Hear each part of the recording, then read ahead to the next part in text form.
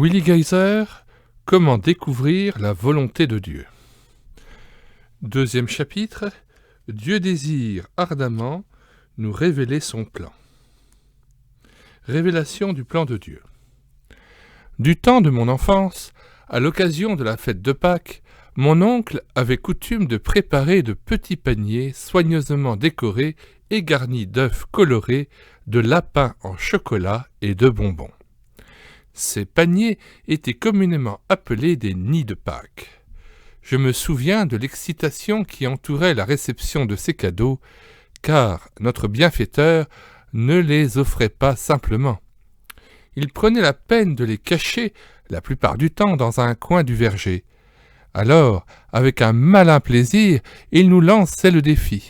« Maintenant, les enfants, allez découvrir vos nids de Pâques. » C'était la grande précipitation. Chaque buisson était fouillé, tout objet traînant sur le terrain renversé, chaque trou dégagé. Mais le travail de dissimulation de mon oncle était si parfait qu'il fallait souvent beaucoup de temps avant que l'un de ces fameux nids fût découvert. Pour nous encourager, lorsqu'un enfant se trouvait près du trésor, il s'écriait « Tiède, tiède, chaud, chaud, brûlant, attention, ça devient très brûlant !» Et soudain, le miracle se faisait, la grande découverte était faite, marquée par des cris de triomphe. Nombre de croyants pensent que Dieu agit ainsi en ce qui concerne son plan à leur égard. Ils s'imaginent que Dieu les défie de dénicher ce plan. Pour tout encouragement, le Seigneur dirait « Tiède, tiède, chaud, courage, cela devient chaud, voilà, c'est brûlant à présent. » Non, le Seigneur n'agit pas ainsi.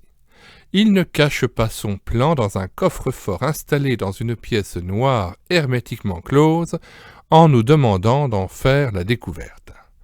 Loin de nous ce raisonnement. Bien au contraire. Dieu veut que les siens soient au clair quant à sa volonté. C'est dans ce but que l'apôtre Paul priait avec ardeur. Nous ne cessons de prier Dieu pour vous et de demander que vous soyez remplis de la connaissance de sa volonté en toute sagesse et intelligence spirituelle pour marcher d'une manière digne du Seigneur et lui être entièrement agréable. Colossiens 1, 9 à 10. Le jour de notre conversion, Dieu nous marqua du sceau de son esprit. Désormais, la troisième personne de la Trinité a pris résidence en nous. Nous sommes maintenant temple du Saint-Esprit. Un des premiers rôles de l'Esprit sera de nous dévoiler la volonté du Père et de nous guider tout au long de notre pèlerinage terrestre. Quand le Consolateur sera venu, l'Esprit de vérité, il vous conduira dans toute la vérité. Car il ne parlera pas de lui-même, mais il dira tout ce qu'il aura entendu et il vous annoncera les choses à venir. Jean 16, 13 à 14. Voici donc une parole propre à nous convaincre qu'il est dans les intentions du Seigneur de nous instruire quant à ses desseins. Patience.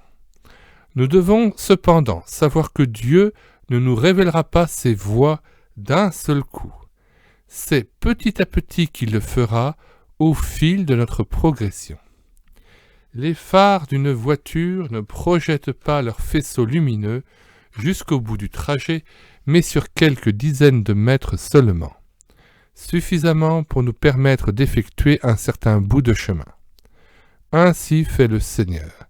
Il éclaire le bout du chemin qui se trouve devant nous. Il nous épargne ainsi beaucoup de confusion.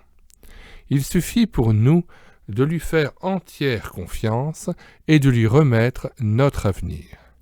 Alors nous avancerons avec sérénité et assurance. Que penser d'une apparente non-réponse ? Il se peut que le lecteur de ces lignes attende depuis longtemps la manifestation des desseins de Dieu à son égard. Arrêtons-nous alors sur 2 points. Premièrement, qu'en est-il de nos projets, ceux que nous avons forgés nous-mêmes et que nous chérissons par-dessus tout? Les avons-nous déposés aux pieds du Seigneur? Impossible à Dieu de nous communiquer ses idées si les nôtres prennent toute la place. Si nous tenons mordicus à nos ambitions, il ne lui reste plus qu'à patienter jusqu'à l'heure où naîtra en nous la pleine disposition à l'écouter. Deuxièmement, le facteur maturité jouera également un grand rôle. Dieu ne fait pas d'erreur. Il ne nous conduira pas dans une voie sans nous y avoir préparé. Il ne nous placera pas prématurément dans une situation, dans un travail, un ministère pour lequel nous n'avons pas les prédispositions nécessaires. N'attend-on pas le plein mûrissement d'un fruit avant de le cueillir? Le détachement prématuré n'amènerait qu'amertume et déception. Supposons que la pomme suspendue à l'arbre puisse s'exprimer. Pendant le temps de son mûrissement, nous l'entendrions peut-être se lamenter. Combien il me tarde de quitter cette branche! Ma patience est mise à rude épreuve. J'aimerais enfin remplir ma fonction dans ce monde. Aller combler un estomac creux, faire la garniture d'une tarte servie au banquet, être envoyé outre-mer pour nourrir un être affamé. Je voudrais connaître enfin ce à quoi je suis destiné et j'aimerais partir. Et pendant ce temps, sous l'arbre, l'arboriculteur, les regards fixés sur ce fruit, se dit en soupirant « Cette pomme prend bien du temps à mûrir. J'ai hâte de le cueillir et de m'en servir, si seulement elle mûrissait plus vite. Mais il faut que je prenne patience à son égard et que je la laisse jusqu'à son plein mûrissement. » Le Seigneur fait de même. Il ne brûle pas les étapes. La question qu'il convient de poser est la suivante. Y aurait-il un quelconque péché dans ma vie, un élément négatif qui empêcherait l'action de Dieu? Un péché inavoué ou non confessé?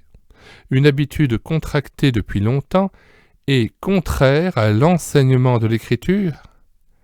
Ces éléments retardent l'exaucement. Une vie totalement livrée est la condition sine qua non à la connaissance de la volonté de Dieu. Cette vérité est exprimée en Romains chapitre 12, 1 à 2. Je vous exhorte donc, frères, par les compassions de Dieu, à offrir vos corps comme un sacrifice vivant, saint, agréable à Dieu, ce qui sera de votre part un culte raisonnable. Ne vous conformez pas au siècle présent, mais soyez transformés par le renouvellement de l'intelligence, afin que vous discerniez quelle est la volonté de Dieu, ce qui est bon, agréable et parfait.